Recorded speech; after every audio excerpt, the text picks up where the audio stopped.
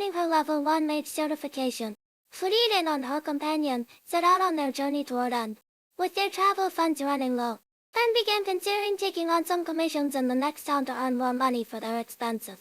While passing through Marshalley, the group decided to take a short rest. Uncharacteristically, Frieren, who was usually fond of sleeping in, rose early that morning for reasons unknown, busily rummaging through the nearby undergrowth. After considerable effort, she finally unearthed a crystal-clear mineral. From Frieren, Stark learned that this was a rare ore capable of nullifying magic. A piece of this size could fetch enough to buy a mansion. However, carrying such an ore would render its bearer unable to use magic, which could prove dangerous if they encountered trouble. Thus, Fern urged Frieren to discard it immediately.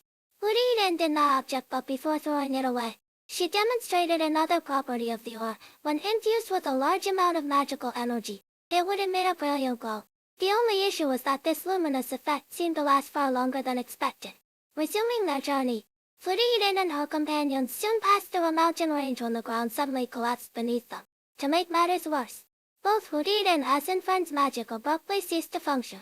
Upon landing, they realized the cavern below was rich with vast deposits of Sealmite, the very ore that nullified magic, explaining why their spells had failed. Unable to rely on magic, they had no choice but to search for another way out.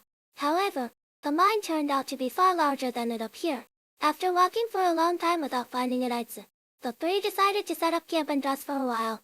Watching Frieren sleep peacefully even in such dire circumstances, Fern couldn't help but feel envious. Having never experienced life without magic since birth, Fern now felt profoundly insecure, as though she were lost in utter darkness. Just as Stark was about to say something comforting, they were interrupted by a sudden monster attack. Fortunately, Stark reacted swiftly and managed to save Frieren, who was still deep in slumber. When Stark later asked how she could sleep so soundly in such a situation, Frieren replied that she trusted him with her life. Stark was taken aback, confessing that he was merely a coward who always wanted to run away. Even now, he wished he could flee immediately. These words reminded Frieren of her past adventures with Himmel. Back then, Eisen had once asked Himmel the same question and made a similar confession about his own fear. Himmel had simply responded, "If you want to run away, then we'll all run away together because we were a team." Recalling this, Frieren picked up a piece of Sealmite and said to Stark, "Then let's run away together." Using the ore's glowing property to light their path, Frieren and her companions managed to escape from the monsters.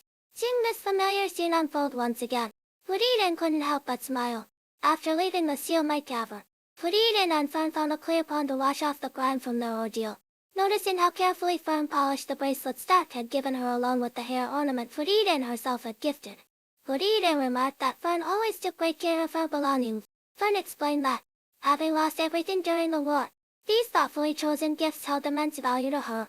Just then, Stark arrived at the pond, having been looking for a good fishing spot. Realizing he had accidentally intruded on their private moment, he quickly apologized, though Fern assured him it was no problem. Stark remained deeply embarrassed, and awkwardness even Frieren could clearly sense. Later, while passing by an inn, the group unexpectedly encountered Vierbel. It turned out that demons had begun causing unrest once again along the northern border, and Vierbel was preparing to return to reinforce the defenses. He invited Stark to join him in safeguarding the region. Although Stark firmly declined, Vierbel insisted he wouldn't give up so easily. That night, worried that Stark might leave, Fern sought him out on the balcony where he was enjoying the evening air. Reassuring her, Stark explained that he had already clearly rejected Vierbel's offer.